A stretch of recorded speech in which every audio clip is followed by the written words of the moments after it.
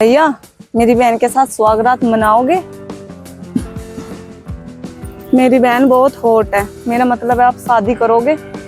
ये कैसी बात कर रही हो मैम साहब आप? मैं कैसे आपकी बहन से शादी कर सकता हूँ? पूछने वाली क्या बात है? अगर तुम्हारी शादी के लिए हाँ है तो मैं तुम्हारी शादी 5 मिनट में करा सकती हूँ मंदिर में। लेकिन मैम साहब आप अपनी बहन की शादी मुझसे क्यों करवाना चाहते हो? लेकिन ना भैया, मेरी बहन की शादी पहले भी एक बार हो चुकी है। के पति ना बहुत अच्छे थे और बहुत अमीर थे, जाते जाते ना अपनी सारी प्रॉपर्टी मेरी बहन के नाम कर गई। अच्छा, तो आप अपने फायदे के लिए अपनी बहन की शादी मुझसे करवाना चाहती हो? ही इसमें तुम्हारा भी तो फायदा है, मैं तुम्हें 1 करोड़ रुपए दूंगी। 1 करोड़ रुपए? मैं शादी करने के लिए तैयार हूँ। ठीक है। चलो। अरे राम राम वकील साहब। राम राम राम राम। क्या चाहिए घर से?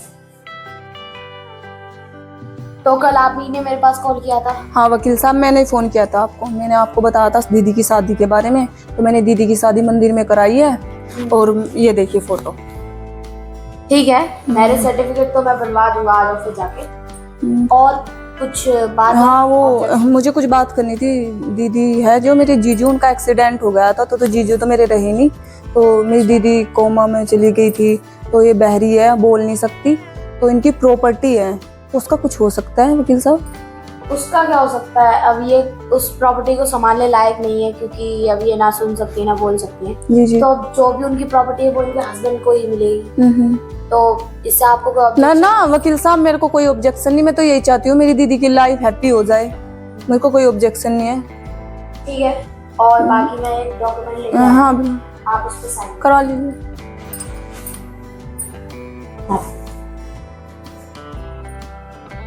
आप भी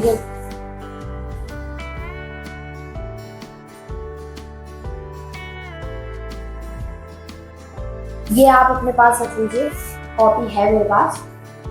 और बाकी कुछ होगा तो आप मुझे कल फोन कर दीजिएगा। ठीक है वकील साहब, नमस्ते। नमस्ते नमस्ते नमस्ते।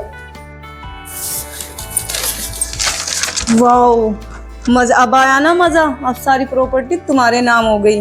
अब फटाफट से ये प्रॉपर्टी तुम मेरे नाम कर देना। कौन सी प्रॉपर्टी? ओए भिखारी सुन, जिस काम के लिए मैं लाई थी ना वो काम कर और निकल यहाँ से। अपने 1 करोड़ रुपए ले और निकल, सारी प्रॉपर्टी मेरे नाम। अगर नहीं लूंगा तो क्या कर लेंगे? मैं पुलिस को बुला दूंगी अभी, और तुझे तेरी औकात दिखा दूंगी। वाह, पुलिस को बुलाएगी और पुलिस से बोलेगी कि मेरे जीजा जी एक्सपायर हो गए, मेरी दीदी गूंगी बहरी हो गई, और फिर मैंने एक भिखारी से उसकी शादी करवा दी। तेरी सारी पोल मैं खोलूंगा पुलिस के सामने। पुलिस को ज्यादा मत बोल भिखारी, मैं तुझे सड़क से उठा के लेकर आई, ठीक है ना? और अपना काम कर और निकल, ज्यादा बकबक मत कर। भिखारी मैं था, हूं नहीं, इस पूरी प्रॉपर्टी का मालिक हूं मैं। और अभी आप निकलो चुपचाप। मेरे से पंगा मत ले, अभी तू मुझे जानता नहीं मैं कौन निकलती हो हूँ। या नहीं? ठीक है, अभी तो मैं जा रही हूँ, लेकिन तुझे मैं देख लूंगी। निकलो।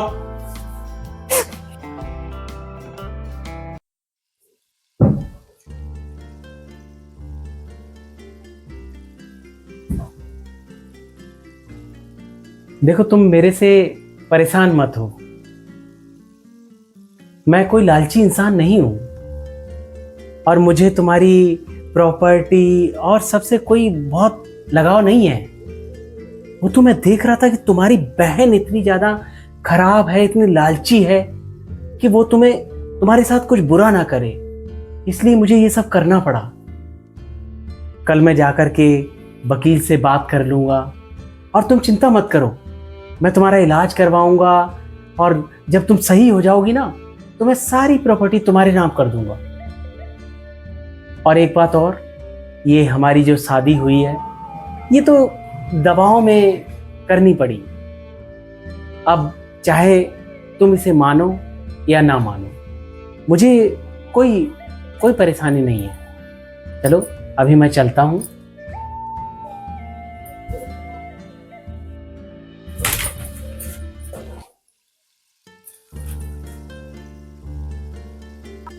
तुम सच में बहुत अच्छे इंसान हो।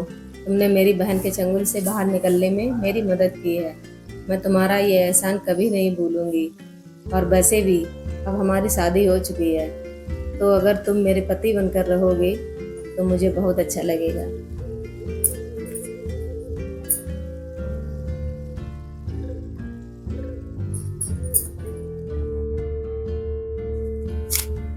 अगर तुम्हारी यही मर्जी है तो मुझे इसमें कोई प्रॉब्लम नहीं है। Thank you. धोखा पार्ट 1 देखने के लिए सभी को बहुत बहुत धन्यवाद। Thank you. आपको बहुत अच्छी लगी होगी। अभी इसके और भी पार्ट आएंगे धोखा के, तो आप लोग ऐसे ही अपना प्यार बनाए रखिए और अपना आशीर्वाद बनाए रखिए और हमारे साथ जुड़े रहिए। और लाइक और सब्सक्राइब करना नहीं भूलिएगा प्लीज। और ये जरूर बताना कमेंट बॉक्स में मेरी एक्टिंग कैसी लगी, और नहीं हम सब की एक्टिंग कैसी लगी, और शेयर जरूर कर देना। Thank you so okay, much. Thank you. नमस्ते।